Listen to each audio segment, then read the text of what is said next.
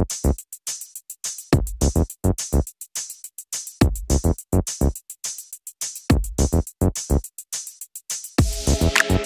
na ng paraan itong si David para ilaglag ang kanyang sarili kay Ramon. Nagwawala sa sobrang galit itong si David dahil kay Tanggol. Napapahamak umano ang kanyang pagpapanggap. Si Tanggol pa ang kanyang sinisisi. Hindi hinihintay ni David na dumating ang araw na mag-cross muli ang landas ni Tanggol at Ramon. Sa gitna ng pag-uusap nila Ramon at Julio at ibinahagi ni Ramon ang kanyang pagdududa dito kay David, inihanda naman ni David ang kanyang buong hanay tauhan para tuldukan na umano ang buhay ni Ramon. Nahuli ni David itong si Ramon na kausap itong si Marites at niyaya ni Ramon na silang tatlo ay magkita-kita umano.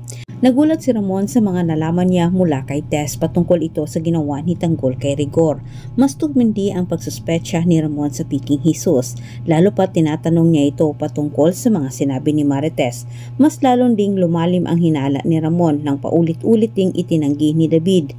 Sinabi ni Ramon na kailangan umano nilang makipagkita dito kay Marites para mag-ayos umano ang mag-ina. Harap ni Ramon, pumayag itong si David na makipagkita umano sila kay Marites. Ngunit sa isip ni David, sinungkaban niya ang pagkakataong ito magkita silang tatlo. Tatapusin na umano ang buhay ni Ramon. Pinatipo ni David sa kanyang tauhan ang lahat ng kanyang mga tauhan para itumba umano si Ramon. Sa gagawin ni David, sisiguraduhin umano niya na hindi na magkita si Tanggol at Ramon.